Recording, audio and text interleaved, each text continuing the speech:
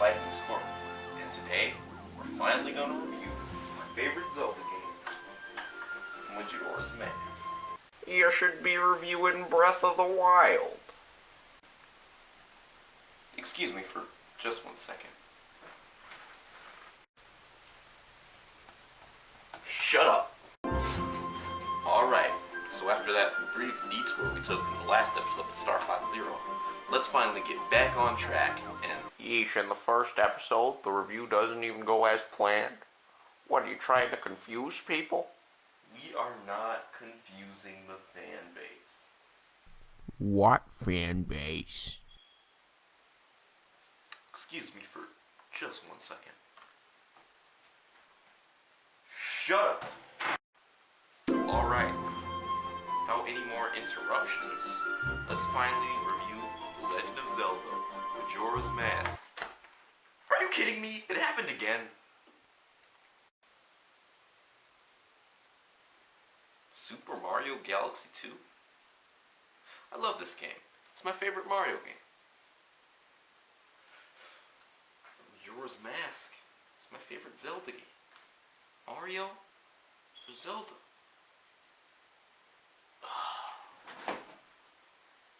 Fine, I'll review Mario. But we're reviewing Majora's Mask next time.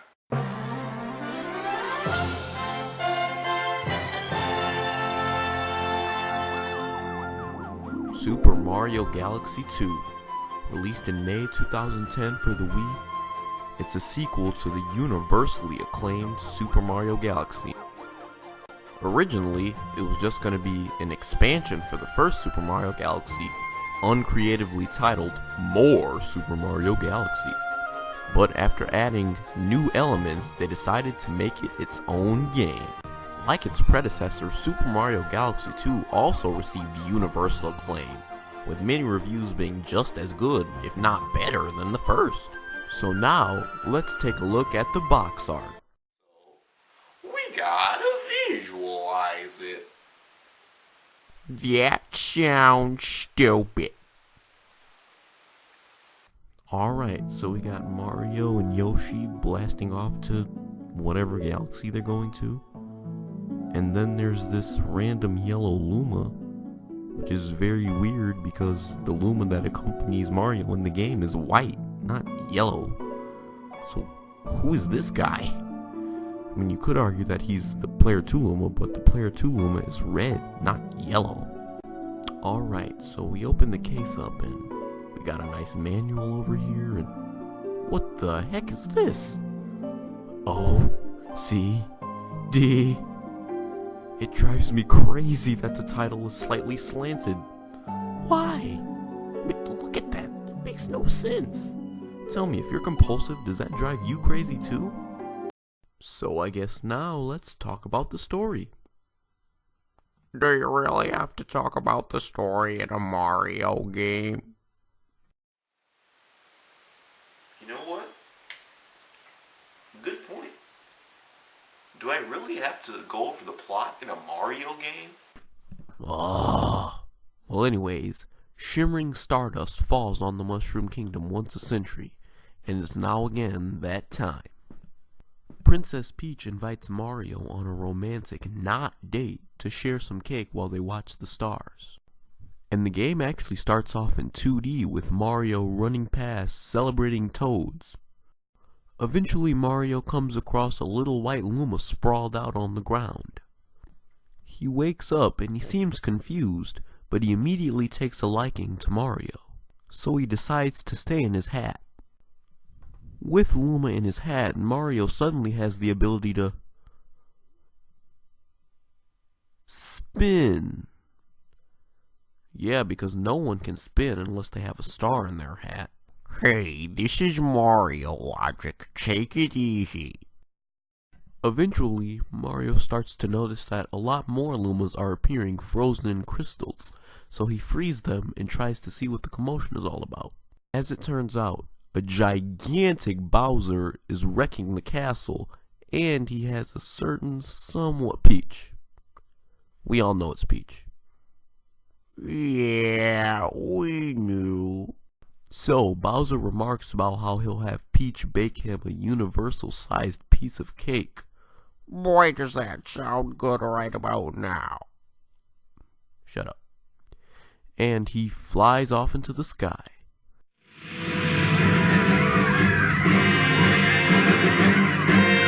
So one of the Lumas decides to turn into a warp star to send Mario into space, where he can hunt down Bowser.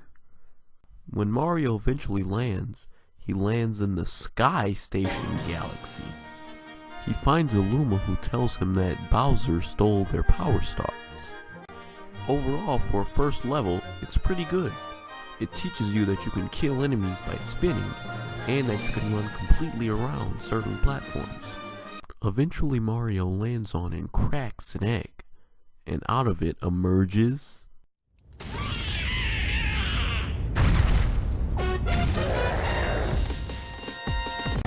This is Pee-wee Piranha, the game's first boss.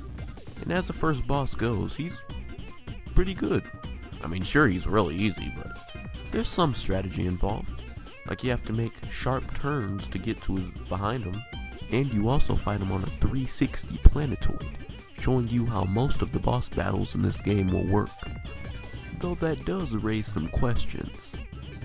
Like, if each galaxy is a level, does that mean that each platform is a planet? Well, in that case, we're dealing with some very small planets. So Mario brutally murders the baby by beating its butt, and a Power Star emerges from it, which should be gold and not clear, but just ignore that. You know, you really need to work on your continuity. Oh yeah, well at least my series has continuity. Burn! Burn! After Mario collects the Power Star, he lands on the spaceship and he meets a purple guy named Lubba. Lubba remarks about how when Bowser attacked his ship, some members of his crew were thrown overboard and Bowser stole some of his Power Stars. So now the ship is low on fuel, as Power Stars are the fuel for the spaceship. Luma pops out of Mario's hat, and Lubba immediately recognizes him as his master. So he asks Mario some questions with really vague answers.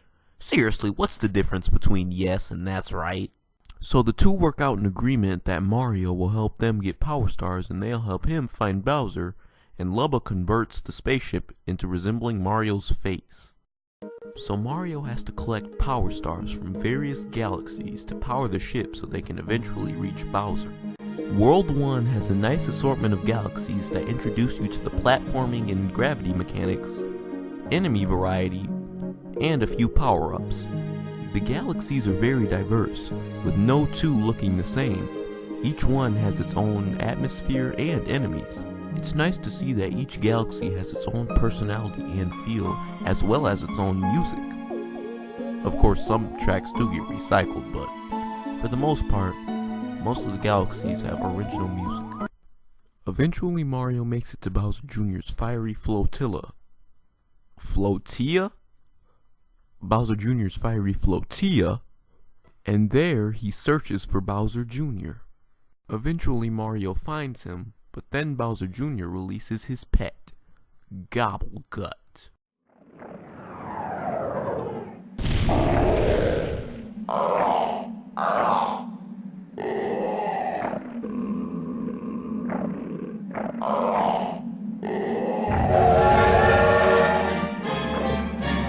So this is Gobblegut, and I just can't take this thing seriously. I mean, look how goofy he looks. So Mario defeats Gobblegut and... he explodes, and Mario gets a Grand Star from him. So Mario brings the Grand Star back, and it opens up a portal to the next world.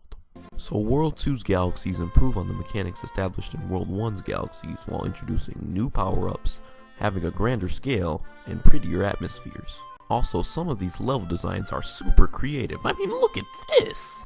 Mario makes it to Bowser's lava lair, where it is clear that he is not welcome. The place is full with a bunch of traps, obstacles, and enemies trying to take you down. Some notable ones include these floating lava death flipper thingies, these strange skeleton carpet munchers, and lasers that shoot across this pixely bridge thing.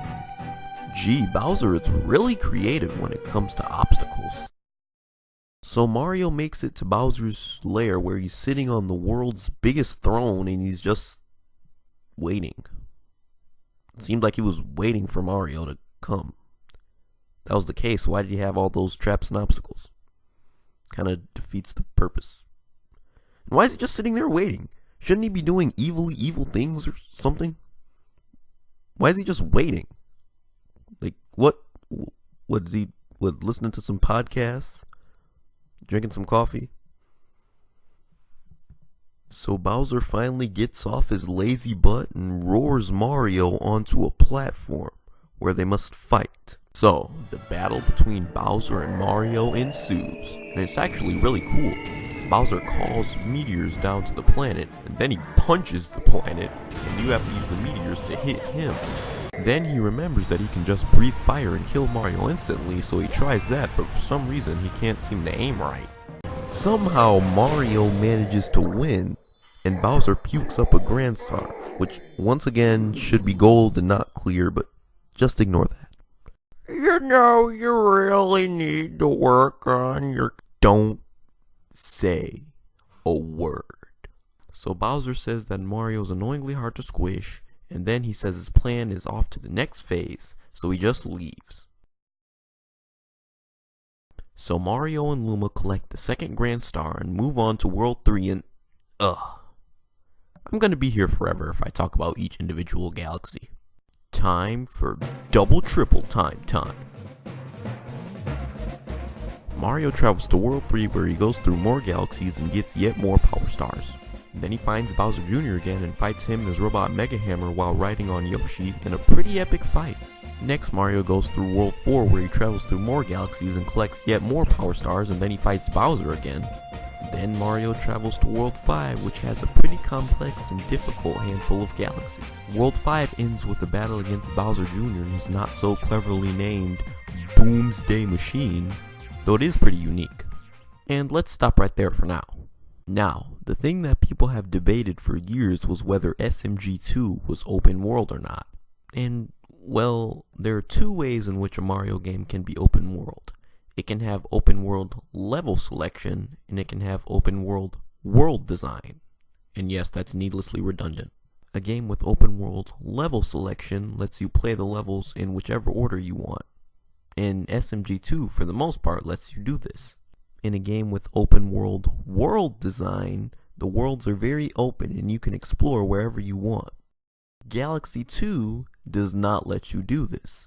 Its worlds have a certain path that you have to follow in order to reach an end point.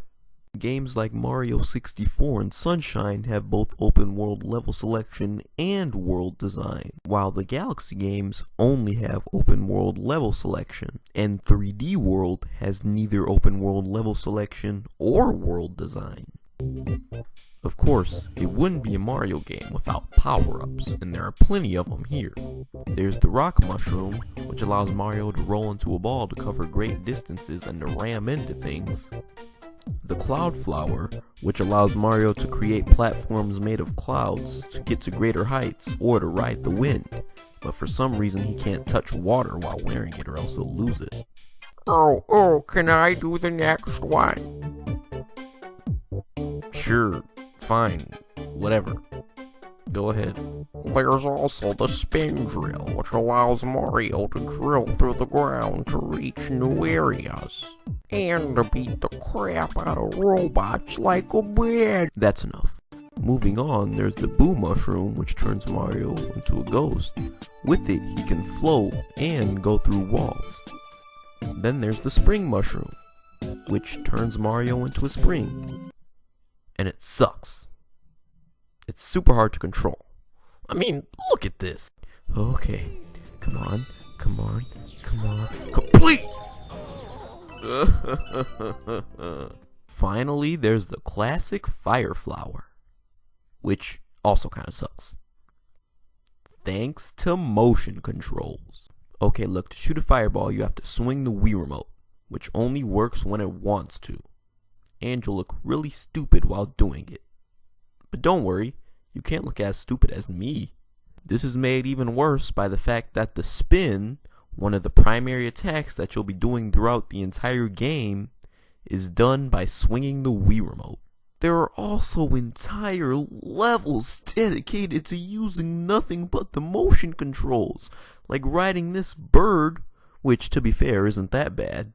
But then there are these levels where Mario's rolling on a ball, which is completely controlled by motion controls, and it's horrible.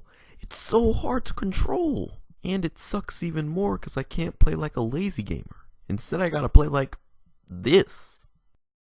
Thankfully, there are only 3 or 4 levels like this in the entire game. Back on the subject of power-ups, Yoshi gets some too, like the Dash Pepper, which makes him go super fast, and the Blimp Fruit, which makes him float like a balloon, though he also pops like a balloon if he hits anything sharp. I love most of the new power-ups, with the Cloud Flower and Blimp Fruit being my personal favorites. During his travels, Mario meets the colorful residents of these different galaxies, like the Star Bunnies, adorable bunnies with stars on their ears that jump and spin like crazy, Jibberjays, birds with giant beaks who love to race, sassy penguins who love to talk fast, Gearmos, cute little robots who like to put everybody to work, Toads who somehow got to space, led by the Toad Brigade captain, who acts tough but he's really just a coward, though he eventually got his own game, and Whittles! They're little wooden people who talk in broken English and they're just so adorable. I mean, look at them. I just want to squeeze their little wooden cheeks. But wouldn't you get a splinter? Shut up. Eventually you can meet hungry Lumas, and when you feed them enough power stars, they turn into new galaxies.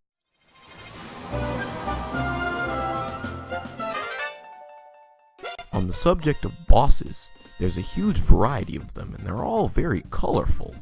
Sure, some of them might look a bit goofy, but most of them are fun to fight, with a few exceptions. Some of them are really annoying, like this guy and this guy.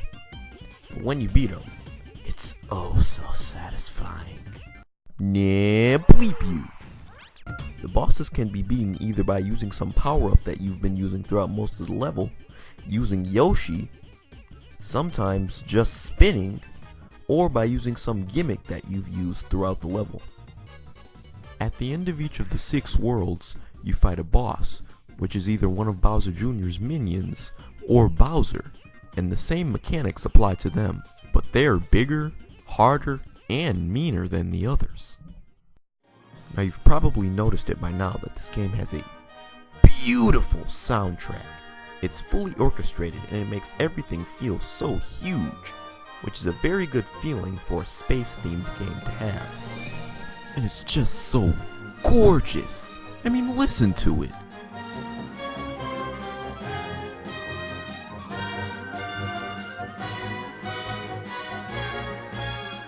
The Mario Galaxy games even have their own orchestra. No joke! So, back to the main story. Eventually Mario makes it to World 6, which has the most difficult assortment of galaxies. Seriously, there's a huge difficulty spike. The galaxies in World 6 are wicked hard! After braving World 6, Mario makes it to Bowser's Galaxy Generator. In this fortified fortress, he has to overcome many obstacles and enemies who all want him dead. This level's not so much hard as it is long, with many obstacles and enemies, like I said earlier. Mario and Luma reach Bowser where he's once again waiting. So the climactic final battle begins, and it's the exact same thing as before, except this time there are pink lasers. Once again, Mario manages to defy the odds and beat Bowser, and he falls to his death. Not! So Bowser eats the Power Star, then grows big again and tells Mario this is the end.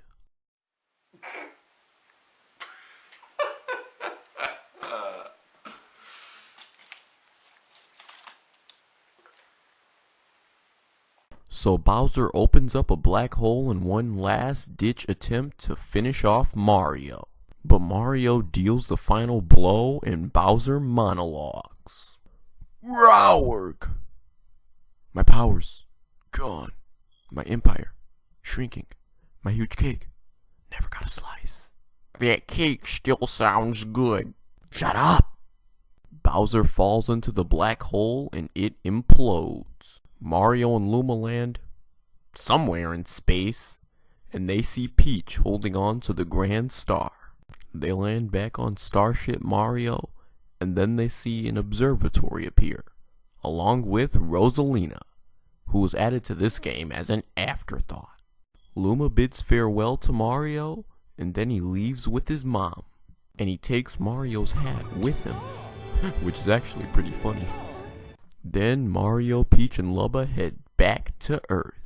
The game ends with a beautiful score, and we see the team head back to previous areas on their way back home. And Whittles! We also see that Bowser shrank, and now he's all tiny. Then the team makes it back home, and we see that Peach has finally made that huge cake. Yay! I also love how you can control Mario during the credits, completely sapping away any seriousness.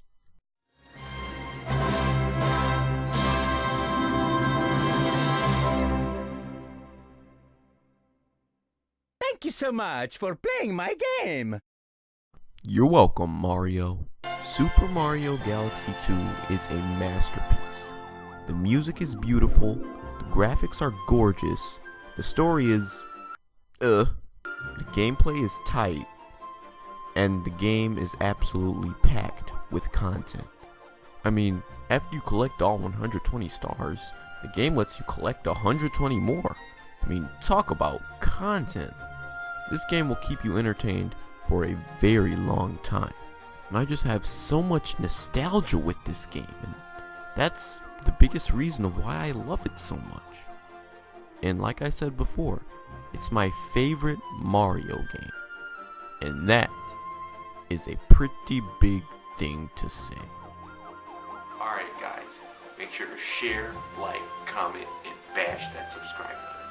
Because if you don't, you'll be punished for insubordination. Alright guys, take care.